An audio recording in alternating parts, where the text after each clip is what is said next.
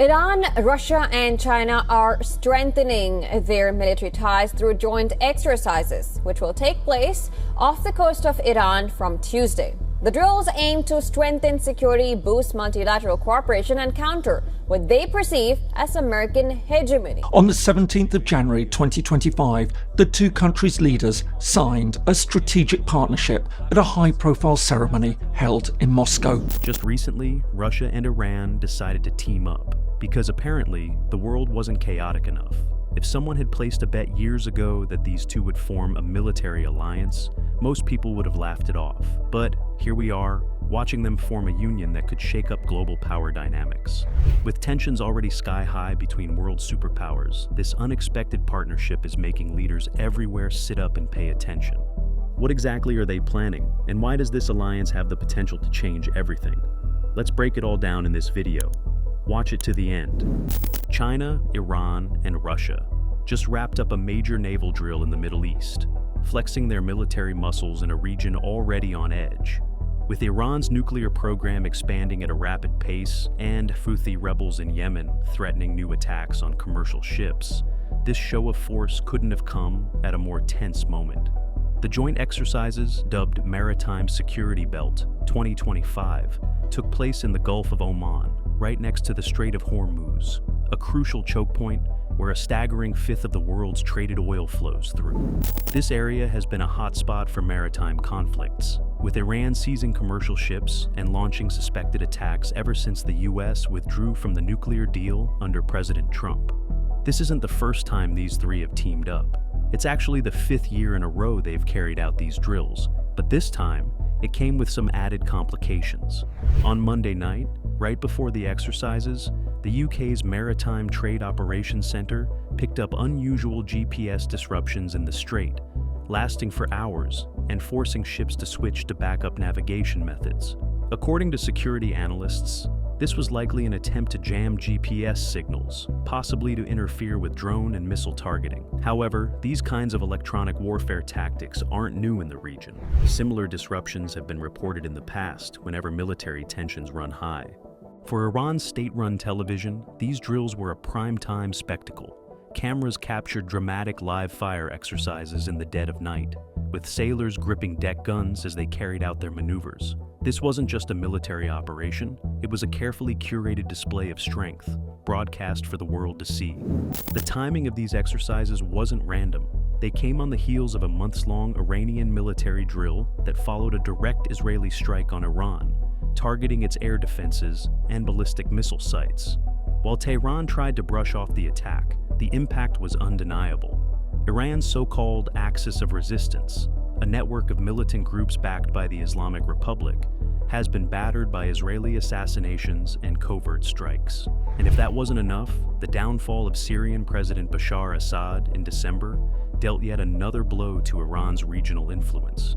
Meanwhile, Iran has been steadily ramping up its nuclear program, stockpiling uranium enriched to near weapons-grade levels, a move usually associated with countries that already have nuclear weapons. Tehran insists its program is purely for peaceful purposes, but with officials making increasingly bold statements about their nuclear ambitions, skepticism is running high. Both Israel and the US have made it clear they won't sit back and watch Iran develop a nuclear bomb. Military action has been hinted at more than once, and tensions are simmering. But in a surprising twist, just last week, President Trump reportedly reached out to Iran's supreme leader, Ali Khamenei, with a proposal for a new nuclear deal. Iran, for its part, claimed it never received any such letter. But that didn't stop officials from flooding the media with statements about it. Russia and Iran have been strengthening their alliance for years, and their latest move only solidifies that bond.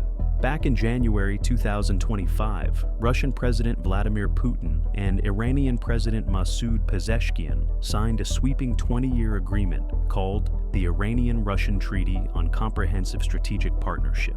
The goal was to expand economic ties, weaken the impact of US sanctions, and deepen military and political cooperation. This wasn't just a symbolic handshake.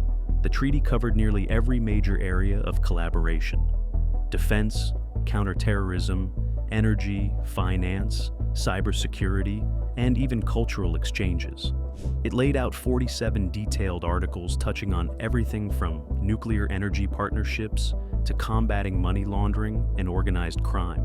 Essentially, it was a roadmap for a long-term, high-stakes alliance between two nations, increasingly at odds with the West. One of the biggest points of concern for the US and its allies was the military aspect of this deal. In 2024, right before this treaty was signed, Russian Foreign Minister Sergei Lavrov made it clear that the agreement included a significant boost in defense ties. If long-range missiles are going to be applied, he described the treaty as a major step in reinforcing Russian-Iranian cooperation, both regionally and globally, but remained vague about what that actually meant in terms of military operations. The deal also included an economic aspect. Russia's leader acknowledged that while trade and economic cooperation between Moscow and Tehran had grown, it was still far from reaching its full potential. He expressed hope that the newly signed treaty would cut through red tape and pave the way for deeper collaboration. One major focus is energy. Both nations are working to overcome technical obstacles to move ahead with plans to transport Russian natural gas to Iran through Azerbaijan. At the same time, they are pushing forward with efforts to establish transport corridors linking Russia to Iranian ports along the Gulf, a move that could significantly boost trade between the two countries. For Iran, stronger ties with Russia couldn't come at a more important time. With its economy struggling under the weight of sanctions and its influence in the Middle East facing serious challenges, Tehran is looking to Moscow for support. Whether it's in energy, infrastructure, or regional politics, Iran increasingly sees Russia as a key ally in helping it navigate mounting pressures at home and abroad. Iran and Russia's deepening ties have been a growing source of anxiety for the West, especially given the ongoing war in Ukraine and escalating conflicts in the Middle East. Moscow has increasingly leaned on allies like Iran and North Korea to counter US and NATO pressure. In June, Putin signed a similar, comprehensive treaty with North Korean leader Kim Jong-un, which reportedly included a mutual defense clause. US and NATO officials have since claimed that North Korea has sent thousands of troops to Russia, potentially for deployment in Ukraine, a claim Moscow has not denied. Meanwhile, Washington has been keeping a close eye on Iran's role in arming Russia. In September, the US accused Tehran of supplying Moscow with close-range ballistic missiles for use against Ukraine. Sanctions quickly followed, targeting ships and companies allegedly involved in transporting Iranian weapons. Tehran, however, denied supplying either missiles or the drones that Ukraine and its Western allies insist Russia has been using to attack both military and civilian targets, including critical infrastructure like Ukraine's power grid. The Kremlin has remained tight-lipped on whether it actually received Iranian missiles, but it hasn't shied away from admitting that its cooperation with Iran extends to what it calls the most sensitive areas. That statement alone is enough to raise eyebrows in Washington and beyond. When asked whether Russia had coordinated with Iran before or after Tehran responded to a letter from US President Donald Trump urging nuclear negotiations, the Kremlin kept its answer simple: Iran makes its own decisions. On March 10th, Kremlin spokesperson Dmitry Peskov dismissed any suggestion that Moscow had played a role in shaping Tehran's response, emphasizing that Iran, as a sovereign nation, sets its own foreign policy agenda. But while Russia insisted it had no direct involvement, one thing was clear: plenty of diplomatic maneuvering was still ahead. Meanwhile, Iran's supreme leader, Ayatollah Ali Khamenei, wasn't exactly in a compromising mood. Just a day after Trump confirmed he had reached out with an offer to discuss a new nuclear deal, Khamenei made it clear that Tehran wouldn't be strong-armed into negotiations. This put the ball firmly in Washington's court, especially since Trump had already pledged to reinstate his maximum pressure strategy, an aggressive sanctions-based approach meant to prevent Iran from developing nuclear weapons, while simultaneously hinting that he was open to striking a new deal. Russia and Iran have been growing closer since the start of the war in Ukraine, with Tehran supplying Moscow with drones for its military operations. Given their deepening partnership, it's no surprise that Russia has an interest in how Iran's nuclear talks unfold. While Peskov maintained that Moscow wasn't involved in shaping Tehran's stance, He did acknowledge that Iran wanted negotiations that were based on mutual respect and constructive dialogue. Moscow also signaled that it would continue doing whatever it could to keep discussions on Iran's nuclear program from spiraling into conflict, whether that means diplomatic support, back-channel negotiations, or just quietly backing Iran on the global stage. Russia is making it clear that it has no intention of sitting on the sidelines.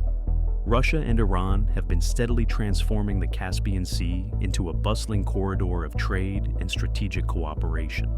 Over the years, their economic ties had expanded beyond conventional goods like timber, fertilizers, and construction materials. Iranian businesses had taken root in Astrakhan, an important Russian port city, marking a growing presence that signaled deeper collaboration between the two nations. One of the most intriguing projects emerging from this alliance was the revival of an old, long-forgotten scheme, a railway project that had been quietly resurrected in the midst of the ongoing war in Ukraine. The plan centered around a 162-kilometer rail line stretching along the rugged Caucasus Mountains, hugging the Caspian coastline. In a region largely overlooked by Western intelligence agencies and foreign ministries, Putin had been working behind the scenes for months, determined to push this project forward. According to leaked documents from JSC Russian Railways, which had not been publicly disclosed, this railway was more than just a transportation link. It was a crucial piece of a broader plan to distance Russia from Western influence. The route was named after the two cities it would eventually connect. Rasht, one of northern Iran's largest urban centers, once famous for its role in the silk trade, and Astara, a small yet strategically significant border town on the Iran-Azerbaijan frontier. If completed, this project would not only strengthen Iran and Russia's economic interdependence, but also shift regional trade dynamics, creating an alternative trade route that bypassed Western-controlled corridors. With both nations facing mounting pressure from the West, this deepening alliance was more than just a matter of convenience. It was a calculated move to reshape global power structures. For Russia, the railway was another step toward economic self-sufficiency and alternative trade routes. For Iran, it meant a reliable partner at a time when its influence in the Middle East had been under strain. After losing its dominance over the European gas market following the 2022 invasion of Ukraine, Moscow has since then been scrambling to find new buyers for its massive gas reserves. Now, President Vladimir Putin has confirmed that Russia is gearing up to send up to 55 billion cubic meters, BCM, of gas annually to Iran, a volume comparable to the Nord Stream 1 pipeline that once supplied Europe before it was sabotaged in 2022. At a joint press conference with the Iranian President Masoud Pezeshkian, Putin laid out the roadmap. Russia won't jump straight to 55 billion cubic meters, but will start with smaller shipments, around 2 billion cubic meters, to establish the logistics before ramping up supply. The move is part of a broader strategic agreement between the two nations, solidifying their energy partnership in ways that could reshape regional gas flows. Despite being home to the world's second-largest gas reserves after Russia, Iran is still a net importer of natural gas, largely because years of underinvestment, exacerbated by U.S. sanctions, have crippled its domestic production. Tehran has been relying on imports from Turkmenistan, but with Russian supplies in the mix, the country is looking at a massive boost in its energy security. Iran's oil minister, Javad Oji, has previously claimed that the country could eventually receive up to 300 million cubic meters of Russian gas daily, amounting to around 110 billion cubic meters per year, far beyond what is initially on the table. The exact route for the pipeline remains a mystery, but Gazprom has already signed an agreement with the national Iranian gas company to make it happen. It's not just the Russia-Iran alliance keeping Western leaders up at night.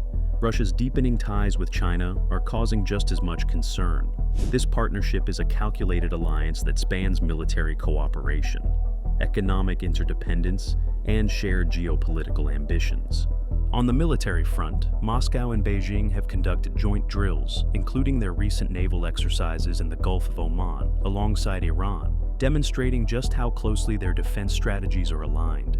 These aren't just routine military exercises. They're a clear message to the West that their partnership is growing stronger by the day. High-profile visits like Chinese President Xi Jinping's trip to Moscow in 2023 have only reinforced their military coordination and long-term strategic goals. Economically, their relationship is thriving. Trade between Russia and China hit a record $240 billion in 2023, driven by booming energy and agricultural deals. As tensions with the US and Canada escalated, China started importing even more Russian agricultural goods, including peas and wheat, solidifying their economic bond. Energy cooperation has also intensified, with Russia redirecting a significant share of its oil and gas exports toward China as Western sanctions continue to bite. Beyond trade and defense, Russia and China have become increasingly synchronized on the global stage. Whether it's backing each other in international forums or challenging US influence in key regions, the two nations are making it clear that they are united in pushing back against Western dominance. Their joint naval drills with Iran only add to the growing concerns in Washington and Brussels, highlighting just how far they're willing to go to reshape global power dynamics. For the West, this alliance is more than just a diplomatic headache. It's a direct challenge to the current world order. Some experts warn that the deepening Russia-China partnership could erode Western influence and tilt the balance of global power in a way that hasn't been seen in decades.